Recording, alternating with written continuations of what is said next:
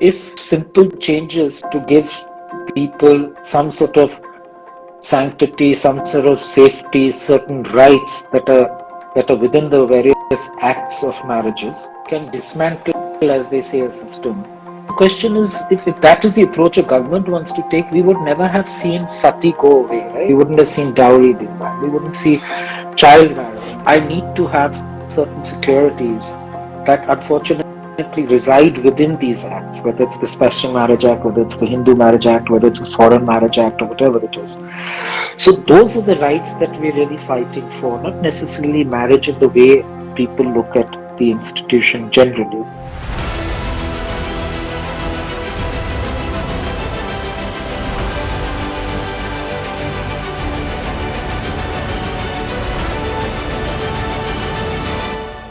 Hope you all are having a good week, and thank you for joining me right back on Table Talk.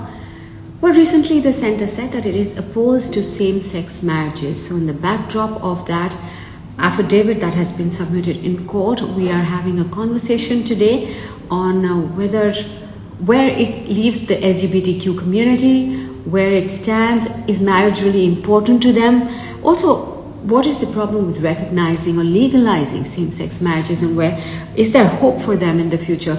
That and much more actually in the next half an hour with Sharif Rangnekar. He is an author, he is an activist for LGBTQ rights, he is also a communications expert, and so we're looking to speak to him and get a little bit more perspective on whether things have changed on the ground or not. And before I move ahead, a quick reminder: YouTube, Jyotsna, Mohan, like, share and subscribe. I think I'm going to just kickstart with, like I was telling you, with the recent affidavit by the center in court regarding same-sex marriages, and it's topical, so we'll begin with that, and then of course I want to go back into your journey and what the difference that you've seen over time or not. When you hear things like that, what goes through your mind? Well, I'll be very honest, Jyotsna. I've lived long enough not to react too much to the way governments generally have responded to our rights.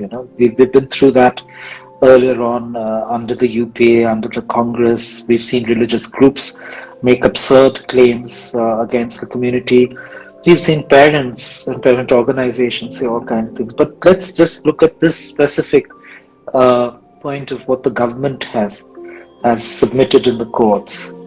Firstly, clearly the government is very, very mulish in its approach, and its whole assumption of status quo is just ridiculous. And they've used terms like biological, genders of male and female, etc. And that's what the law says, and that if they try to bring a lot of changes, it would create havoc. This is their stand, which is not new, because I wrote about this earlier, over a year ago.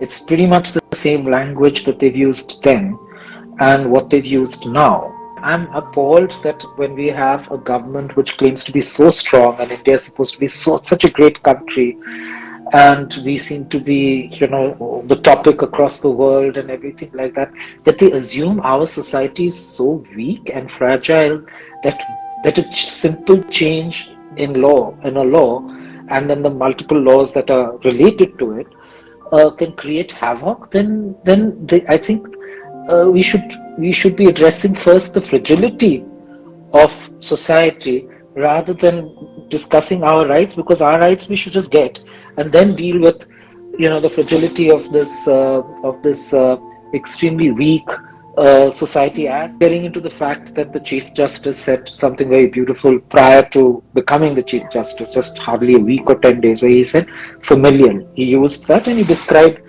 sort of our community, but also a few others when he was using such terms. If simple changes to give people some sort of sanctity, some sort of safety, certain rights that are within the various acts of marriages, can dismantle, as they say, a system. question is, if that is the approach a government wants to take, we would never have seen sati go away, right?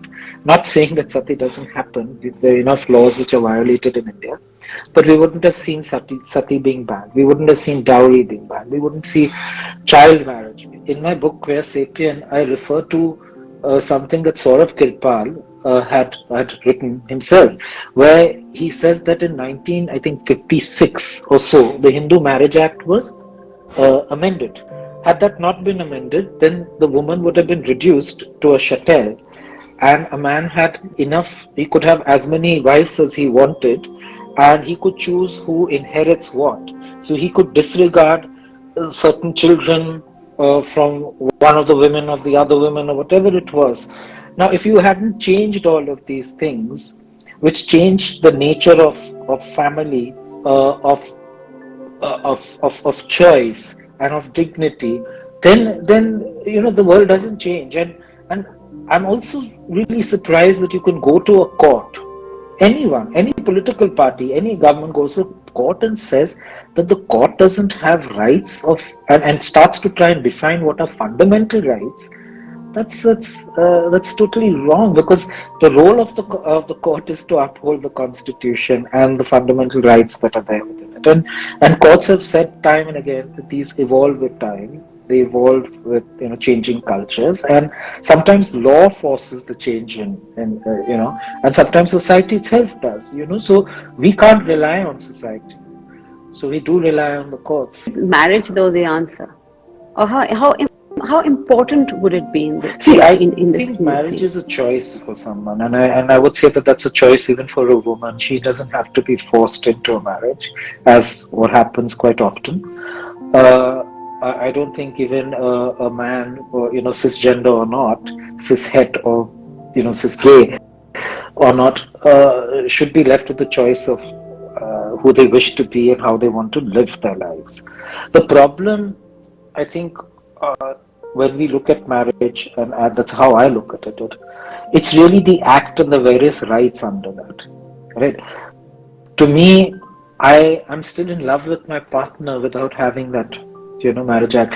I did talk about Saurav and his partner Nicholas have been together 20 years without the marriage act. There is another couple friend of mine, Sridhar Rangayan, who makes films and runs the Kashish film festival in Bombay.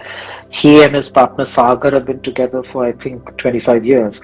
So I think firstly we need to understand love and then look at marriage, because you can love someone without that. The thing is that I need to have certain securities that unfortunately reside within these acts, whether it's the Special Marriage Act, whether it's the Hindu Marriage Act, whether it's a Foreign Marriage Act, or whatever it is. So those are the rights that we're really fighting for, not necessarily marriage in the way people look at the institution generally. Because as a Hindu, and I'm talking here really from a religious point of view, and my partner is Nepalese, he's also Hindu, we can still have the puja. We can still do the fairas. We can do whichever version of marriage. We want to do the Bengali one or the Maharashtrian one. We can do it. Nothing stops us from that in the law. What denies us certain things is our rights. It could be related to financial, it could be related to insurance, it could be related to housing. There are multitudes of rights which are linked with the Marriage Act. And now outside that also there are a lot of rights, like when we look at the rights of queer folk, all the debates have got limited to same-sex marriage. And your question was, is this enough or is this it? It's not the end game. There's plenty to happen. My concern is that even I hear this from parents, I hear this from very senior journalists, etc. Like this is the only thing. As a parent, to be safe in school, in a college, in the playground, okay? And if the child grows up and needs access to healthcare, a lot of folks in the particularly from the trans community, they don't have access to healthcare. They're discriminated out there. Very recently, it's been in the press about us donating blood, and we've been banned from doing so. So I can't give blood to my mother. My partner can't give blood to me, and vice versa. Okay, and no scientific reason or justification for doing so. For doing that, I cannot make my partner the beneficiary of my insurance, and nor can. There is housing discrimination. There is discrimination in the workplace. See, you need economic security also for a marriage, generally. You do need to feel safe in society to sort of, self-actualize yourself and to be able to love someone fully rather than live in fear. And that applies to the whole community. So I think there's just so much of work out there that needs to be done. Domestic violence against the community, we limit it only to, typically marriage. There is people being disinherited, thrown out of homes, things like that. So this a hell of a lot of work outside of this whole space. Of marriage is a very privileged thing. It's only a few will get love and find love, So, that is there. So. The whole discrimination angle, yeah, I totally get it, And I think, what things like during COVID, what was it like? Or did things kind of, I mean, there was a lot more discrimination. See, during COVID, I'm as a person who's very, very, very fortunate and lucky. But I do know, because during COVID, what happened is I started getting also Facebook Messenger calls from people I had no clue of. I experienced and heard stories of young queer kids who had just come out to their parents, and then the lockdown happened. They were locked and into their rooms. Food was put outside, if at all, outside the room, not because they had COVID, just because they had come out. And then they were told that we will open the door, okay, and let you out only if you go with us to a doctor, only if you listen to us. There were cases only if that once the lockdown is over, once everything is normal, you're going to get married. Things like that were happening. There were a number of mental health experts from the community trying to help others to find a way of securing themselves under such circumstances, and finding ways to avoid violence, even lying and pretending with in front of the parents that they will accept everything that the parents want and say, so that they're not beaten up, so that they are not violated in different ways. And that was one part of the problem of COVID. The other was the trans community, and I can't really speak of what they go through or have been through as individually or as a larger community, but I can speak from what I know from them and have seen. Is quite a few of them were pretty much like migrant workers or contractual workers, because a lot of them were sex workers. Lots of them used to land up and get money when there was a festival, when there's a child is born in a certain home. The other, there was another section who would be begging, on the streets. So all of them lost means by which they could earn money. Obviously, there are privileged trans folks. There are people who had got jobs. There were people who were, at least few, who were welcomed in their homes. But by and large, this was the situation for the trans community. And so COVID ravaged them, devastated them in ways that are very difficult for most of us to even imagine. Kind of collaborate. I'd actually spoken to somebody else from the trans community a while back, and exactly like you said, take them to the doctor, shadi kara do, or there was the whole thing, puja kara do, it's going to take away the bhoot and you kind of a thing. So all of that was, it's really sad though, that even we are like this progressive country, the world is watching us, but you move that cover aside a little bit. It's still us. This is still us. So it's, I mean, there were other things, there were people who were struggling to get their HIV medicine. And I'm not saying that that's just limited to LGBTQIA plus others. They were struggling. There were some NGOs from the community who tried to provide that service. But to get permissions to even deliver the medicine to someone at that point was not easy. I heard stories from Bombay, from Delhi, from Indore and places. It was a nightmare. And just imagine not having that medicine with you at that point in time, and police questioning the delivery guy, and ye kya hai, acha sex, and that kind of stuff. So we have these pockets of greatness and these pockets which are horrid. I really don't know what to say actually. So I'm going to go into your book from your first book, Straight to Normal, and now to Queer Sapiens. What's your journey been like? You know, what is that evolution that happens along the So, way? Jyotsna, you've been in the media, uh, and I was also a journalist, but I was a print journalist, and I was a reporter for most of my time. I mean, all print journalists, one way or the other, except for the editorial team, have been reporters. So when I wrote Straight to Normal, it was more like a reporter's diary. I just wrote it in 27 days, and I just keep wondering how I did that. And so it was obviously waiting to be written. And when I got down to writing that book, it was, it was my mom who prodded me on, and she says, "You've been wanting to write this, wanting to write it. Now sit down and do it because you don't have a job. You're not doing anything." And I'd written it with the same idea as my mom had, was to put out a story of a life, of a real life, and maybe with the hope that it will help people, it help parents, help queer kids. Also, the paucity of queer literature, paucity of non-fiction, in particular. There is a fair bit of fiction work, but again, just a real life where people can relate to cities, schools, towns, streets, and that I'm still alive, and that some people may would have known or seen me or whatever. But there was that whole thing about nonfiction.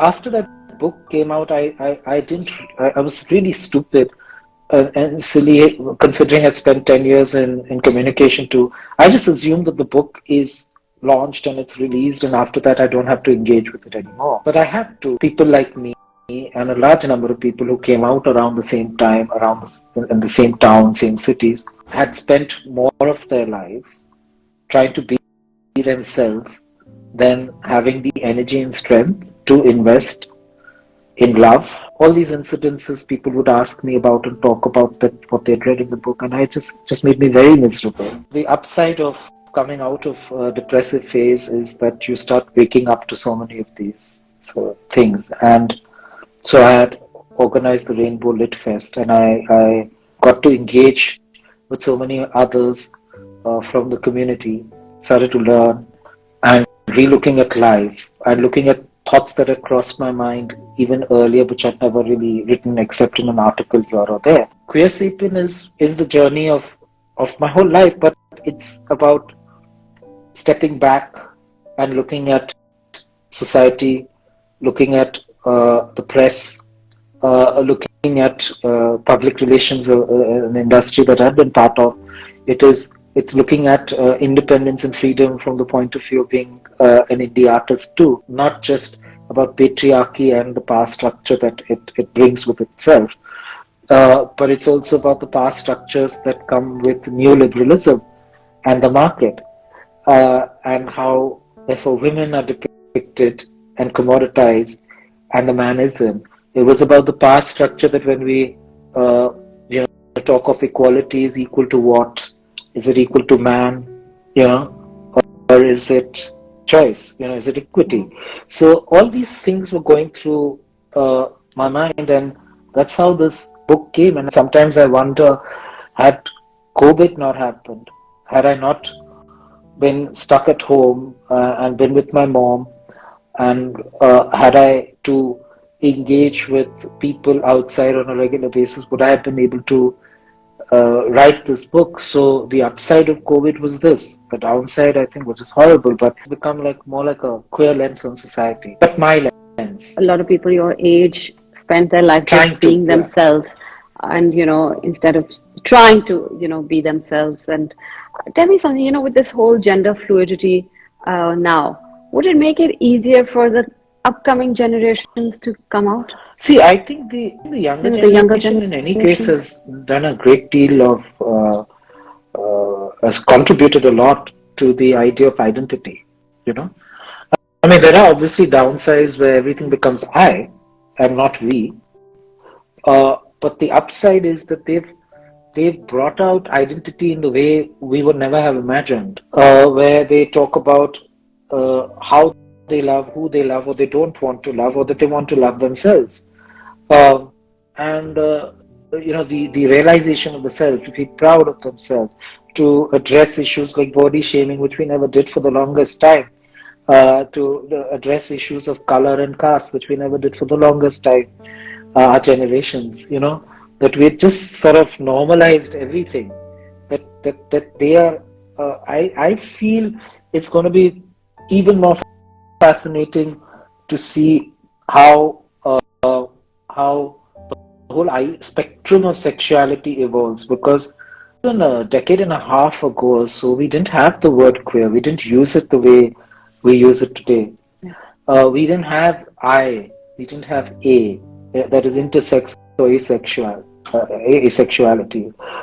We didn't have a plus at the end of it. That now there are about 20 or 30 different sexualities. So I think we're going to see more of that happening. Also, in the process, which I'm seeing happen with some folks, is they don't want to be put into a box. So like you're saying, fluidity, they just want to be, and in this, to wanting to be whoever they may be, is remaining outside the box, and saying that, okay, today I'm gay, but maybe I'm pansexual, I'm sapiosexual, and so I think they are creating potentially a situation where people can just be who they wish to be, and that sexuality is a fluid thing, and it's as fluid as nature is. So I think this generation is taking us to that place. Do they have that power to stay and dive in a bit deeper? I think they're already doing this, but I wouldn't want to generalize. Just like it's not fair to generalize that the whole community lacks. Like there is a feeling I face, and this is a question raised, that all the millennials, they aren't able to hold on to relationships. They aren't able to concentrate and focus. But I've met enough and more people who can concentrate, focus, have relationships, or choose not to have, and they have this, So I feel within a certain generation there will always be a few who take up things and fight it all the way. And I've seen that on a very close basis. I mean, it's this young lawyer, Rohin Bhatt, who petitioned and wrote to the Chief Justice of India for inclusive language. And he's the one also who recently rebutted a very senior gentleman who wrote a piece on same-sex marriage recently in the Indian Express, Tahir Mahmood, looking at the constitution, looking at rights, and explaining it step by step onto why certain rights have to be with us as well.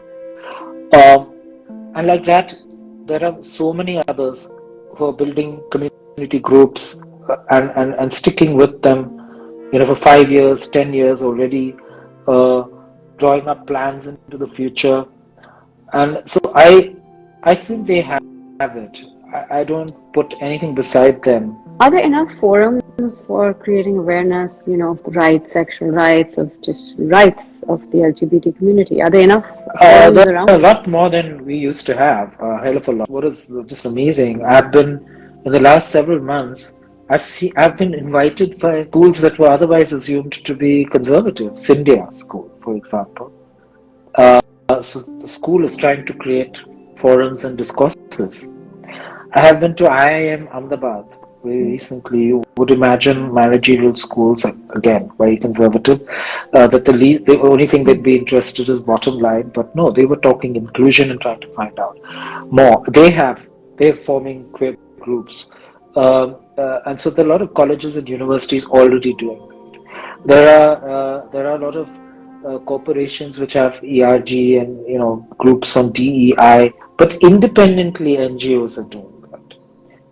Queer-led, women-led NGOs are doing. There are community groups who are organizing, when they even organize a sports event, for example, in the Northeast. Okay, this is all another community group.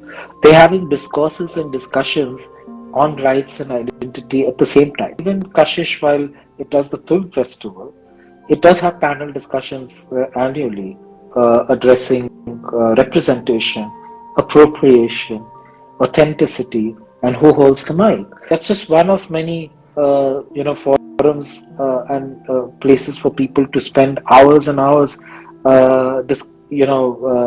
trying to find out more, looking at the intersections with the mainstream intersections of caste, class, and religion and disabilities. And I wanted to just briefly, before letting you go, just talk a little bit about women, queerness, that intersection. And there was a point in time that the feminist movement and the queer movement did consider joining hands because the patriarch continues to be the problem. And I think, and the other part of patriarchy, and if it gets toxic, it's the violence and the abuse, and also the complete control.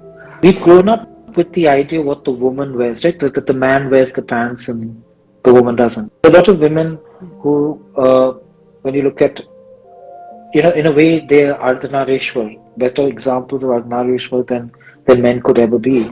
If women could be free, it changes the role of the patriarch and the man. And if that were to happen, then queerness emerges from there. All these stereotypes and the normatives that exist, it can emerge more freely from there. And that's one major intersection from the book where I say, it's actually in the preface. There are other bits where I talk about the intersection and with feminism, etc. And then I look at these various stereotypes that were there in the, of how the woman was, depicted. I talk about the violence against women, which is also what happens in terms of the violence against queer folks, particularly if they're effeminate or considered to be, because effeminate is attached only to women. And so I bring in a lot of these sort of elements which I feel are where we intersect in many. I mean, there are obviously many more ways that we intersect and that we see so much of common ground. But that hasn't happened sufficiently. That sort of overlap in terms of the movement. We've seen even in Delhi when it comes to the Pride movement, it started with a lot of women, including cisgender, cishet women. But you find mostly men leading it now. There is that intersection, but it doesn't always translate, into real life and real activism and real living. That hasn't happened, unfortunately. Sharif, I'm going to let you go now, but this is just like, I think we've just kind of skirted the conversation today, and there's just so much more to keep speaking, keep talking, keep, creating awareness around it. But are you writing another book? When I write next, I'll write next. I didn't plan this book, so I think it will just happen whenever. Thank you, Sharif. Thank you so much. Thank you very much. Yeah, bye-bye. Thank you.